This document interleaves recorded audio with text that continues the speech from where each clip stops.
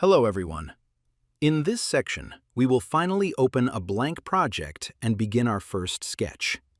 The goal of this part is very clear. I would like to show you how the ideas we have analyzed and studied so far can develop into a complete piece starting from a blank page, and what kinds of considerations arise in a real working environment. With that said, let us begin.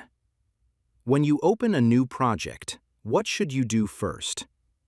Some of you may immediately choose an instrument or start playing chords. However, in my view, the most important first step is to clearly define the concept and emotional direction of the piece. Of course, working from spontaneous inspiration can be enjoyable. However, when writing a piece with a stronger and more defined identity, one that carries a clear narrative arc and intentional storytelling, this step becomes essential, especially when the piece serves a specific client objective. Defining the concept and emotional direction functions as a guide. It helps ensure that every musical decision aligns with the intended purpose. In the previous sections, we emphasized the emotional dimension during analysis. Simply labeling something as a sad song is rarely enough to create convincing storytelling. Is the sadness the loneliness of 3 a.m. in a modern city, sitting alone in an empty room? Or is it the grief of a lone knight surviving in a fallen fantasy world? The more specific the situation becomes, the clearer your creative direction will be.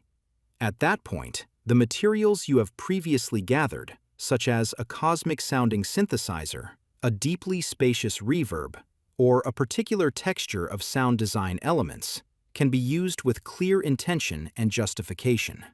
The identity of the piece becomes more distinct, and as a result, the listener receives a stronger and more immersive experience. So, rather than simply imagining a concept in my head and describing it abstractly, I would like to simulate a situation that is closer to a real professional environment. When I collaborate with game companies, I typically receive a background music brief outlining the project's requirements. Based on that format, I have prepared a fictional request tailored specifically for this lecture. Let us imagine that we have just received this email from a client.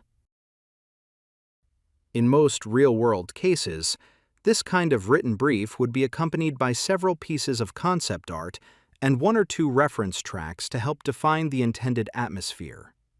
Sometimes, however, there are no references at all, and you are left with nothing but a short block of text and your own interpretation. Let's take a look.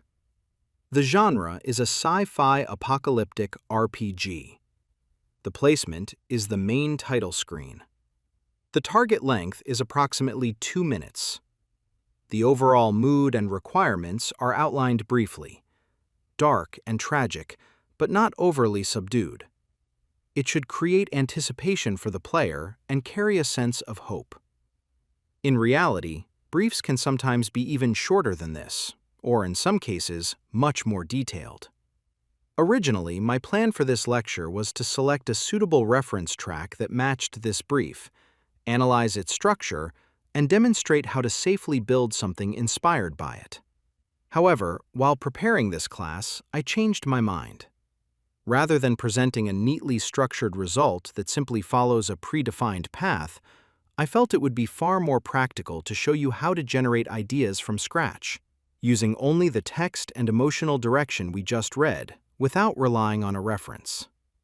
We have already discussed reference analysis in earlier sections, and in real freelance work, there are many moments when references are vague, unclear, or simply absent. In those situations, you must rely entirely on your own interpretation. Those moments are often messy and uncertain, but they are very real. So in this class, I would like to share that unfiltered process with you. What questions arise when receiving a brief like this? How do we make decisions? And how do we move forward when we encounter unexpected creative blocks? To maintain flow, I will sketch in real time while explaining my thought process. When we encounter a structural or technical concept that requires deeper understanding, we will briefly pause to clarify the principle and then return to the project. Before opening the project, let's first outline a rough sound palette and overall direction based on the brief. This is not the correct answer. It is simply the process of interpretation, choosing which tools from our accumulated experience we want to bring forward. I encourage you to imagine how you might approach it as well. Here were my initial thoughts after reading the brief. It needs to feel tragic, yet hopeful. Perhaps begin in a dark, minimal space, then gradually build using pulse elements or low-end movement, and shift harmonically at the climax to create emotional uplift. This concerns structure. Since the world is sci-fi apocalyptic, electronic elements feel essential. For the mysterious and dreamlike quality, deep pads and synth-driven textures could define the atmosphere. This concerns sound design. But ultimately, the theme speaks of hope and a new journey. If the sound is too mechanical or cold, it may feel emotionally distant. In the climax, introducing piano, strings, or even vocal textures could add a sense of human warmth. This concerns instrumentation. To summarize, I am envisioning a rough emotional arc. A minimal motif and ambient pad establish a tragic atmosphere. Then bass and rhythmic elements gradually build tension. Then at the climax, the full instrumentation enters and the harmony shifts toward hope. Once this level of conceptual clarity is established, we are ready to begin. This direction is not fixed. It may evolve as better ideas emerge, but at least we now have a compass, something to prevent us from drifting aimlessly. With that, let's open the project and create our first track. When you first face a completely empty project window, it can feel overwhelming. There is a certain pressure that comes from having to create something out of nothing. That moment alone can make your mind go blank. There are many different ways to approach the first step of composition. Some composers begin by sketching a melody that comes to mind. Others lay down a harmonic progression first and then build on top of it. Some prefer to design a rhythmic foundation before anything else. And in certain cases, inspiration may even come from an unusual FX texture or a sound design experiment. Among these approaches, today we will begin with one of the most intuitive and accessible methods, starting with a melody that naturally comes to mind. It is a simple starting point, but often a powerful one. So, to begin, I'll load a basic piano instrument as our foundation. To keep things simple, I'll set the key to A minor for now. It's a comfortable and flexible starting point. From there, I'll begin lightly playing around on the keyboard and see what naturally emerges.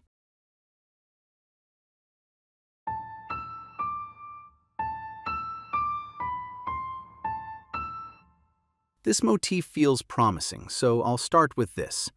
It may feel a bit simple or small right now, but that's fine. I'll just follow the idea and see where it leads. We can always refine it later.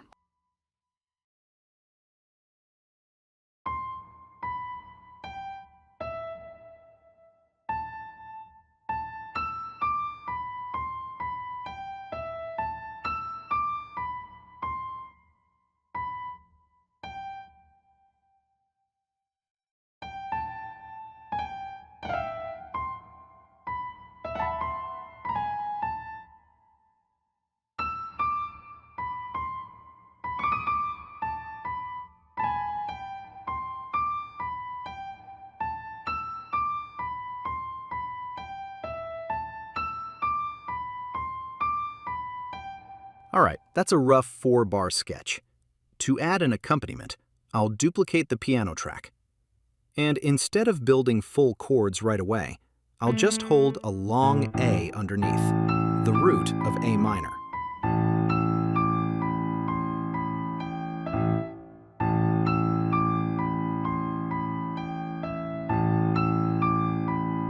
If the melody sits completely on its own, it can feel a bit undefined. So rather than overcomplicating the harmony, I'll just anchor it with a single sustained note to establish the center. At this point, I'll add an arranger track and start outlining the overall structure as I continue sketching.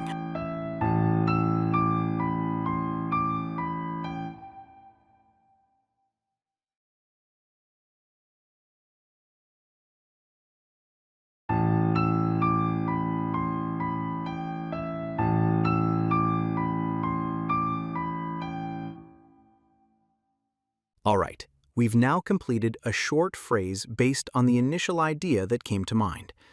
But this is usually the point where things start to feel uncertain again. How do I continue from here and turn this into a complete section, or even a full piece? When beginners reach this stage, I often see them struggle in one of two directions. The first is the pressure to constantly introduce something new. They keep changing every bar, endlessly developing and adding variation. As a result, the listener's focus becomes scattered. By the time the piece ends, there is no clear main theme left in their memory. The second is the opposite extreme. They simply copy and repeat the phrase as it is. The music becomes flat, and without meaningful development, it quickly starts to feel like looping background music. So how do we continue in a way that is neither chaotic nor boring? I like to think of music as a process of quietly deceiving the listener. From beginning to end, you are essentially telling the same core story, but you present it as if it were slightly new each time. The main theme should be repeated enough to stay in the listener's mind, but shaped in a way that never feels dull.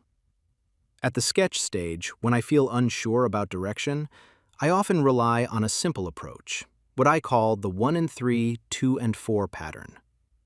Instead of trying to write a long passage all at once, think of the short phrase we just created as a single block. Then imagine expanding it into 4 connected blocks. In blocks 1 and 3, keep the main theme similar to reinforce repetition. In blocks 2 and 4, slightly adjust the ending to introduce variation. This naturally forms an A-B-A-C pattern, almost like a call and response structure. In the A sections, you establish and reinforce the idea. In B and C, you answer it with slightly different nuances. The story is essentially the same, but the altered endings create a sense of forward motion. The listener feels progression without losing familiarity. But then you might ask, why A-B-A-C instead of simply A-B-A-B? The reason is that the 4th position plays a particularly important role. Listeners often perceive music in 4 or 8-bar groupings. The 4th position functions like a period at the end of a sentence. It closes the thought and prepares the transition to the next idea. If the 2nd position feels like a light comma, a small breath or subtle variation, the 4th position is closer to a drum fill-in.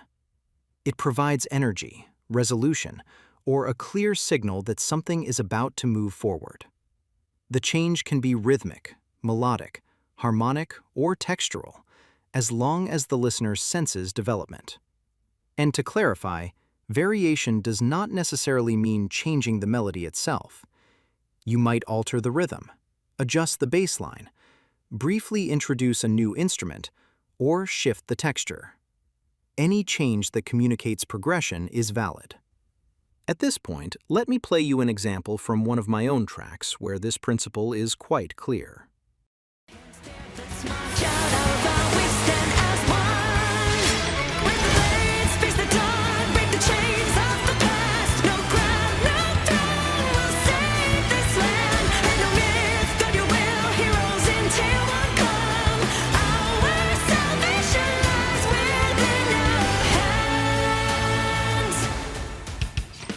If you listen closely, you'll notice that in the 1st and 3rd positions, the main motif is reinforced to create a strong impression.